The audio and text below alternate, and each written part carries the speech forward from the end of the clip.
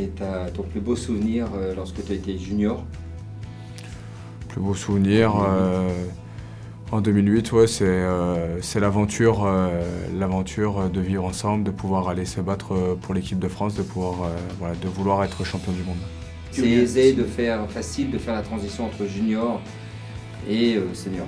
Ouais, c'est plus facile pour nous parce que voilà, parmi tant d'autres joueurs de l'équipe de France là, on sort de la filière équipe de France jeune et ensuite on arrive en équipe senior, donc un peu le système entre guillemets on le connaît, et le fait de côtoyer après l'équipe de France, c'est des gens qu'on a côtoyés en étant jeunes et le système est pareil.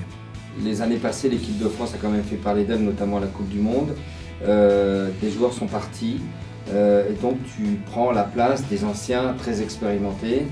Est-ce que le fait de prendre la place d'un ancien joueur parti te remplit d'honneur ou de fierté ou...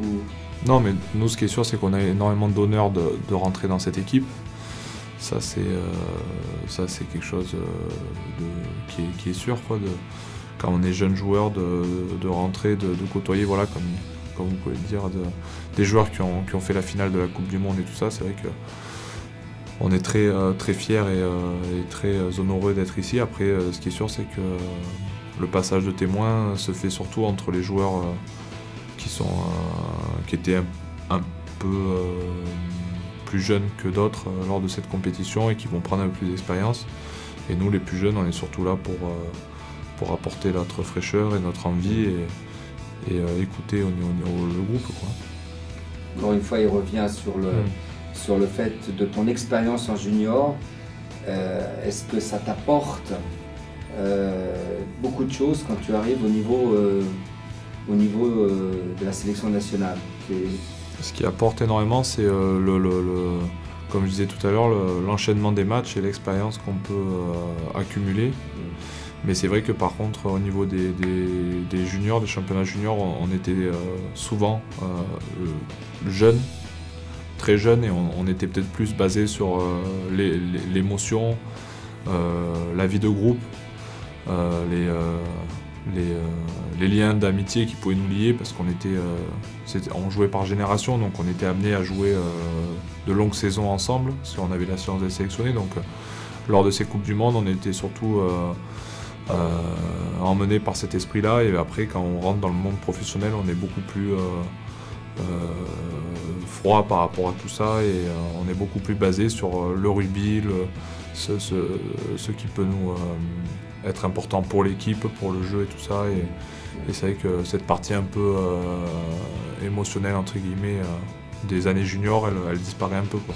C'est surtout après en relisant les journaux, les dates de naissance, les parcours ou quoi qu'on fait attention. Et après, c'est vrai quand on faisait des Coupes du Monde comme ça, il y avait des joueurs aussi qui ressortaient et tout ça, comme Morgan aussi a pu l'être, ou Mathieu Bastaro,